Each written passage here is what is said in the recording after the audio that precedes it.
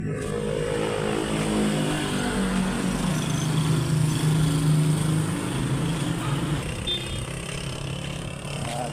tayo ngayon mga kamarsi, mga kaparsi, papunta ko sa bahay ng kapatid ko.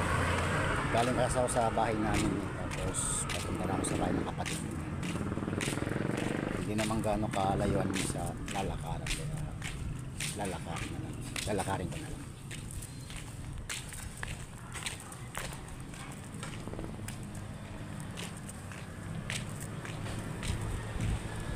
Malapit-lapit na tayo. Halos kabababa ko lang din ng jeep.